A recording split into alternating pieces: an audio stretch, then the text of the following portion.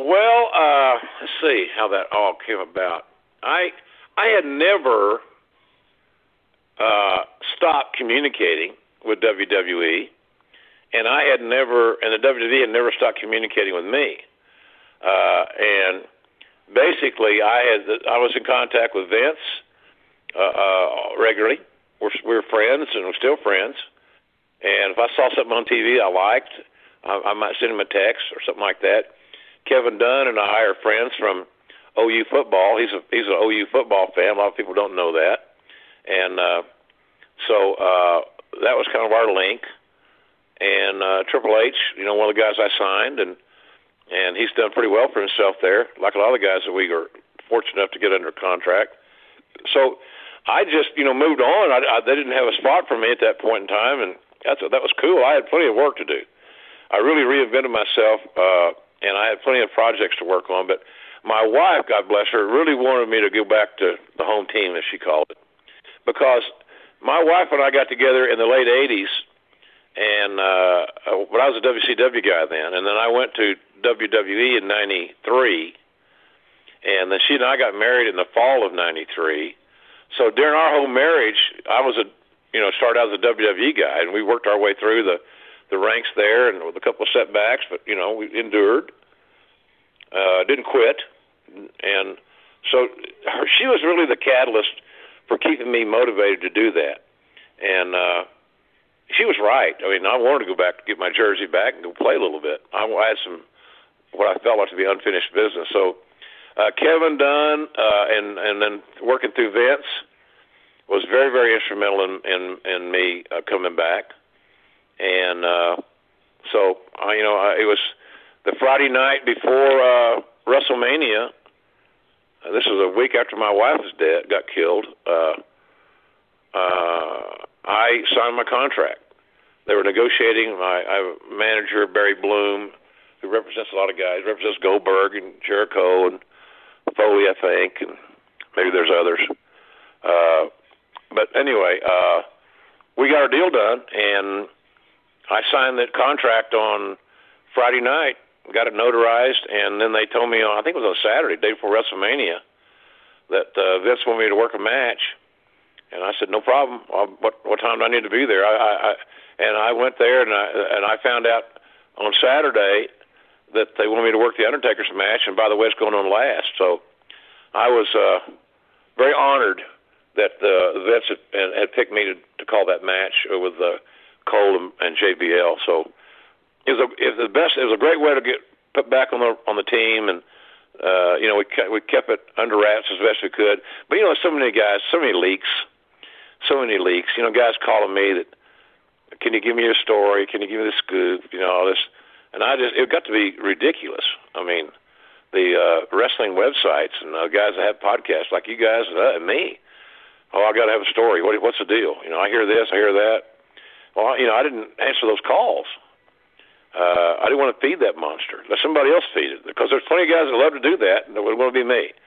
So it was good. It was the whole thing was a good, healthy negotiation, and the biggest aspect of negotiation, believe it or not, was not the money. WWE stepped up big time on the money, but it was my other obligations that I had ongoing, my podcast, my Access TV contract.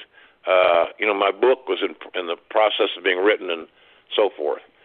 So, but those are the business issues that had to be worked through. But they were all satisfied to everybody's level of comfort. So that's how it came together. It was just communication. Same thing, fellas, you got to do in any walk of life. We communicated. They wanted something, and I wanted something, and we got on the same page.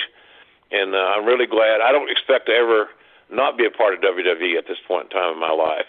That's not my goal is to be there till I can't do my job very well.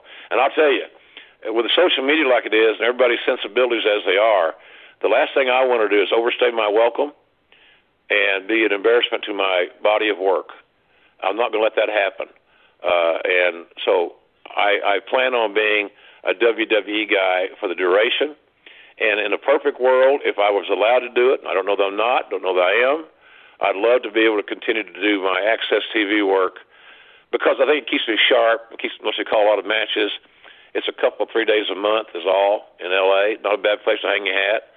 So I hope that I can continue to do both. But the WWE is always going to be in my professional life and personal life, quite frankly.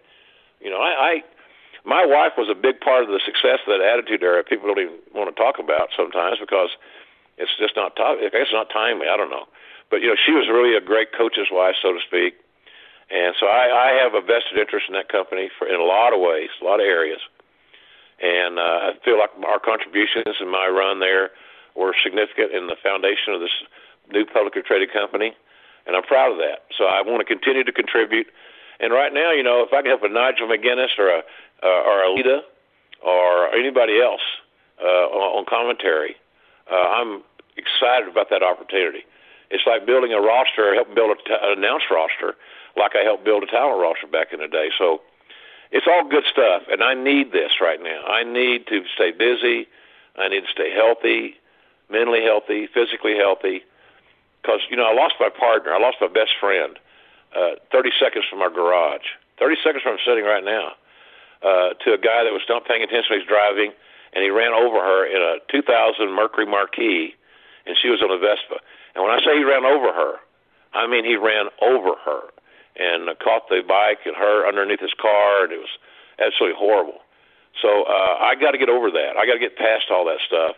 And the WWE and Access TV are helping me do that. And I need this right now. I need to continue to be busy and productive and positive. And that's why sometimes when you read, somebody sends you a tweet or something somewhere, and they'll say, well, you know, JR screwed that, the Briscoe brothers, for example. Well, you know, JR's had all those strokes. Well, I haven't had any strokes. I've had Bell's palsy. JR's too old. Well, I don't think I'm too old, but it's your opinion. And you read stuff like that where it's embarrassing that somebody would go there. If you don't like my work, that's cool, but don't give all the reasons. Well, he's had strokes. Wrong. He's too old. Wrong. You know, he's not the same. He's not prepared. Well, that's really wrong. So it's a tough time to be a wrestling announcer, quite frankly, but it's a great time to be a fan, without a doubt.